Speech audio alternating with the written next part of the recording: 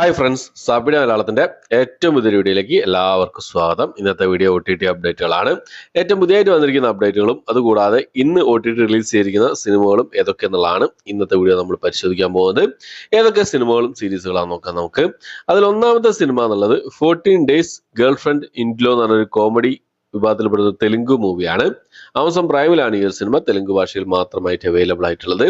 Test എന്ന് പറയുന്ന cinema, Tamil cinema direct OTT release ചെയ്തിരുന്നു കഴിഞ്ഞ ദിവസം നെറ്റ്ഫ്ലിക്സിൽ. ആ ഒരു സിനിമയുടെ റിവ്യൂ ഞാൻ ചെയ്തിട്ടുണ്ട്. കാണാത്തതെന്ന് കണ്ട് സപ്പോർട്ട് ചെയ്യുന്ന പ്രതീക്ഷിക്കുന്നു. ഓക്കെ, അടുത്ത സിനിമ എന്നുള്ളത് ഒരു ത്രില്ലർ മൂവിയാണ്, ഒരു തെലുങ്ക് ത്രില്ലർ മൂവിയാണ്. The story of A beautiful girl എന്നാണ് സിനിമയുടെ പേര് വരുന്നത്. ത്രില്ലർ മൂവിയാണ്, തെലുങ്ക് ഭാഷയിൽ ആമസോൺ പ്രൈമിലാണ് ഈ സിനിമ അവൈലബിൾ ആയിട്ടുള്ളത്. അടുത്തൊരു ഡ്രാമ ത്രില്ലർ വിഭാഗത്തിൽപ്പെടുന്ന ഒരു മലയാളം മൂവിയാണ്. എന്നാണ് സിനിമയുടെ പേര് വരുന്നത്. ഈ ഒരു സിനിമ ആമസോൺ പ്രൈമിലാണ് അവൈലബിൾ ആയിട്ടുള്ളത്. 2023 റിലീസ് ചെയ്ത സിനിമയാണ്.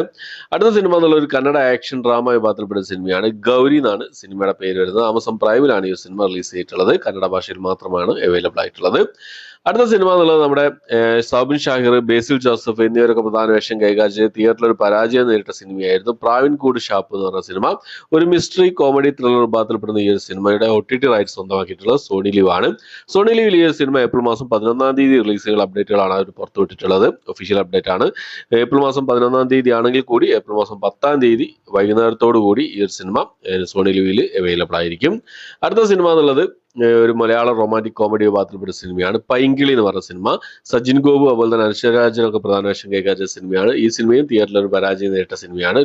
റൊമാൻറ്റിക് കോമഡി വിഭാഗത്തിൽപ്പെട്ട സിനിമയാണ്. മനോരമ മാക്സിൽ ഈ ഒരു സിനിമ ഏപ്രിൽ മാസം 11-ാം തീയതി റിലീസ് ചെയ്യാൻ തയ്യാറെടുക്കുകയാണ്.